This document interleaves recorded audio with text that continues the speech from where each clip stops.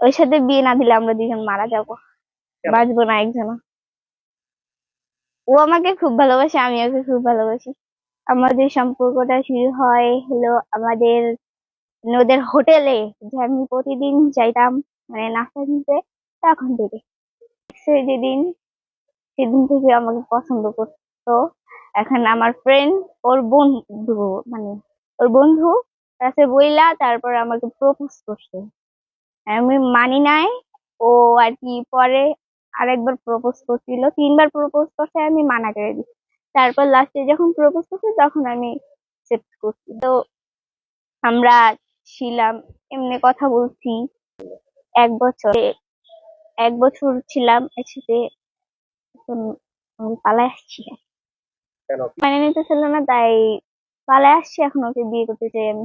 তোমার বয়স? তো হয় নাই, কিন্তু এখন বাসা থেকে তো মেনে নিবে না, তাই যদি আমি ঢাকা চলে যাই ও মারা যাবে, নাহলে আমি মারা যাব। এখন আমি চাইতেছি, ও বলতেছে যে আমার সাথে যাবে, কিন্তু এখন আব্বু আম্মু যদি না মানে তাহলে আমরা কিভাবে যাব? আমার নাম মোহাম্মদ রাহুল, আর ওর নাম হলো মোহাম্মদ নাহিদ। হুম। আর আমাদের সিলেকশন হয়েছে যখন আমি কাজে দেখি, তখন ওকে দেখে আমাকে ভালো লাগছে, এই জন্য আমাকে তুমি প্রস্তাব দিয়েছিল। তারপরে 2 দিন পর সে এসে আমরা রাজি হয়েছে। তারপরে আমাদের রিলেশন 1 বছর, তারপরে বাসা থেকে মেনে নিচ্ছিল না বিয়ে করার কথা।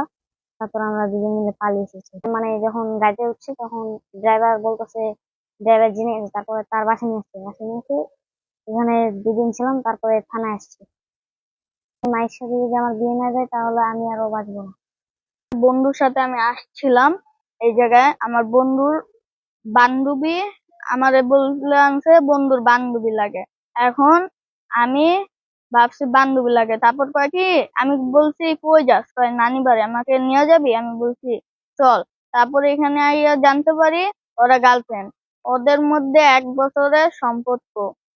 আমাদের তারপর আমরা এখন থানায় আছি, ওদের জন্য থানায় আছি এখন।